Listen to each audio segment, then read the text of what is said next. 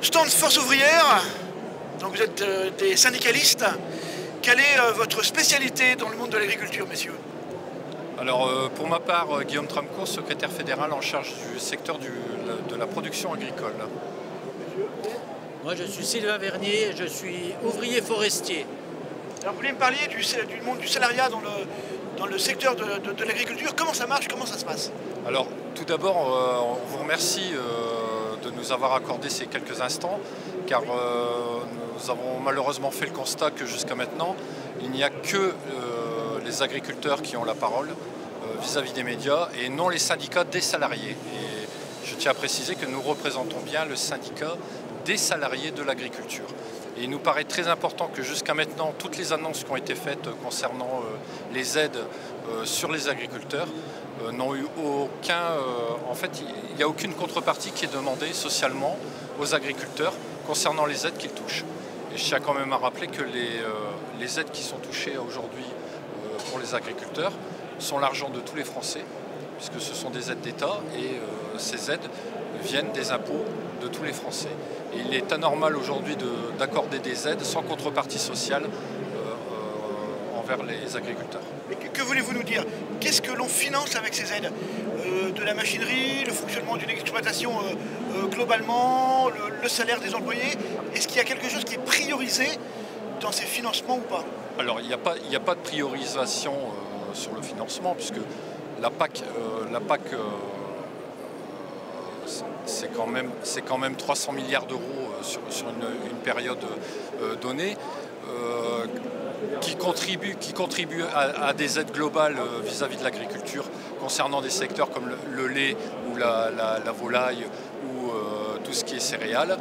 Mais nous, tout ce qu'on demande en contrepartie, quelles que soient les aides, on est pour les aides, il n'y a pas de problème, mais que les aides soient justifiées. Que les aides soient justifiées et qu'il y ait une contrepartie sociale liée à ces aides. Elles ne sont pas suffisamment justifiées pour vous? Pour moi, aujourd'hui, elles ne sont pas suffisamment justifiées. Il n'y a pas de contribution sociale. En Europe, il faut savoir qu'il y a une... Non, pardon, soyons clairs, il y a trop d'aides pour les agriculteurs. C'est pas votre discours, hein. Non, J'essaie de bien cerner votre... Non, il n'y a pas trop d'aide. C'est que les exonérations sociales sur ce qui est demandé actuellement, par exemple sur les salariés, les exonérations sociales qui financent la MSA, les retraites et compagnie, donc les non-cotisations feront qu'à un moment donné, nos régimes ne seront plus équilibrés. Et quelque part, on ne peut pas dire qu'on va aider le monde agricole au détriment du salariat et des salariés. Ce n'est pas en exonérant nos salaires de charges que le monde agricole se portera mieux. Non.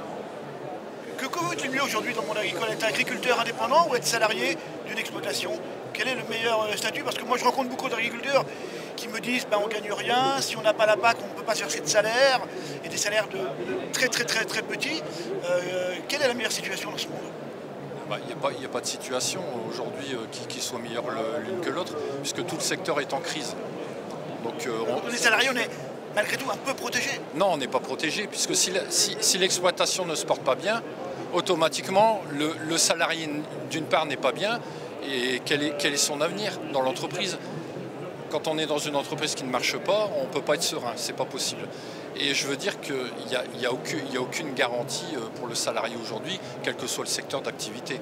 Donc on peut pas dire d'un secteur d'activité comme l'agriculture que le salarié est protégé, même par rapport à son exploitant. Puisque faut savoir que le salarié sera toujours la variable d'ajustement.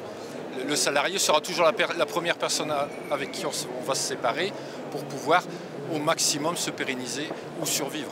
La masse salariale représente combien de personnes en France dans le monde agricole? Alors le monde agricole, c'est 1 million de personnes sur la production agricole, je parle bien. Sur la production agricole, ça englobe 1 million de personnes. La moyenne salariale, vous la connaissez? Non, des salaires? non. Ah, la moyenne, elle est très basse. C'est très basse. C'est le SMIC. Dans beaucoup de domaines, on est au SMIC. On est au SMIC.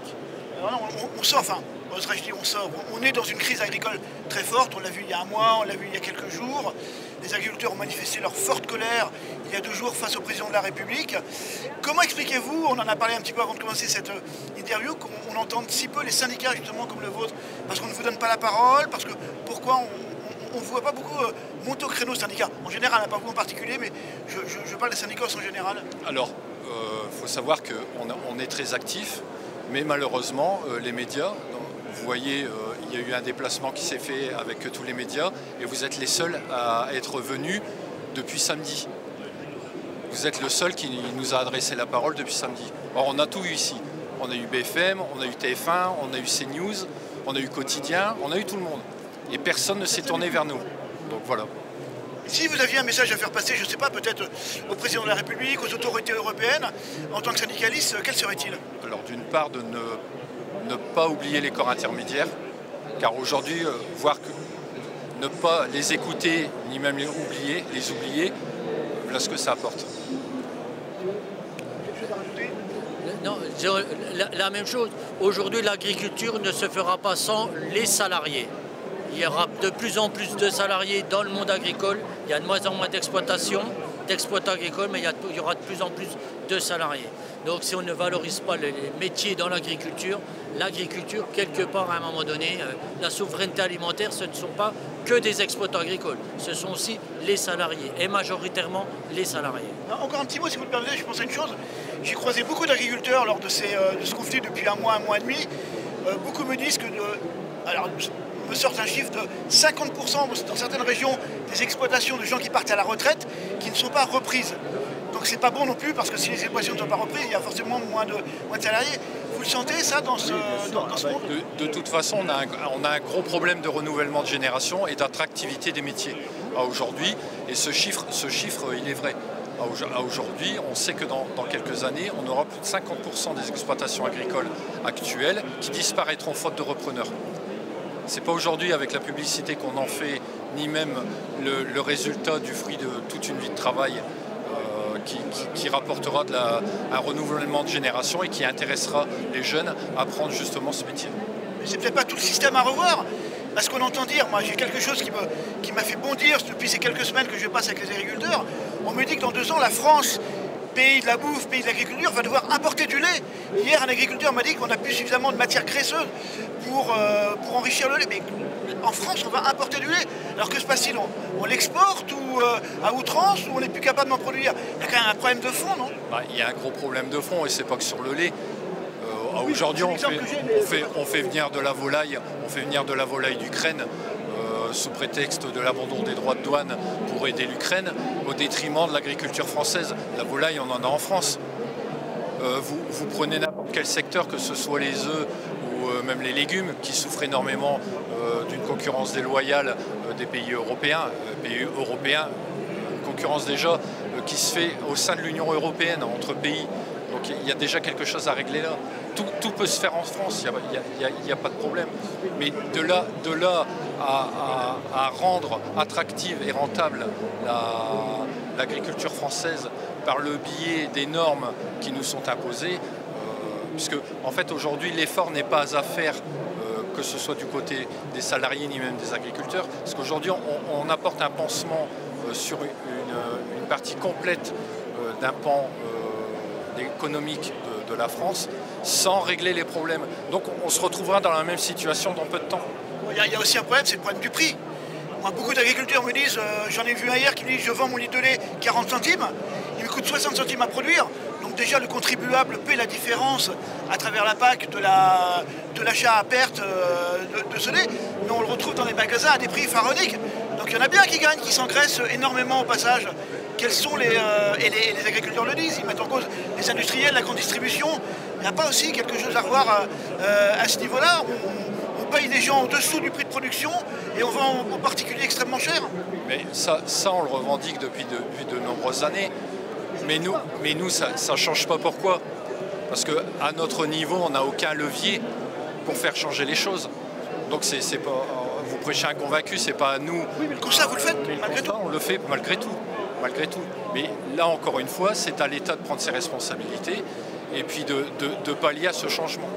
Alors, pardon, le constat, nous on le fait amèrement, c'est qu'à un moment donné, les prix, certes, nous aussi on est consommateurs, mais ça va se faire au détriment des salariés. Au jour d'aujourd'hui, on entend parler de quoi? La main-d'œuvre coûte cher, c'est toujours la main-d'œuvre qui coûte cher. À un moment donné, si des efforts sont faits, il ne faut pas que ce soit au détriment des salariés. Le SMIC en France, heureusement qu'il y a un SMIC. La référence aujourd'hui en Europe, c'est les pays de l'Est, où il n'y a pas de salaire minimum. On produit en Bulgarie, on fait venir beaucoup de produits des pays de l'Est. Il n'y a pas de régime social comme nous, on peut l'avoir en France. Donc nous, ce qu'on revendique, c'est que le modèle social français, ce soit un modèle social européen. On ne peut pas être mis... Les agriculteurs parlent de normes agricoles, dont acte, on les entend, mais nous, salariés, le modèle social français, il ne faut pas qu'il nous pénalise. Mais le modèle social européen agricole peut-il tenir face à des importations massives de produits qui sont produits par exemple en Amérique du Sud, qui coûtent 100 fois moins à produire avec le transport qu'ici?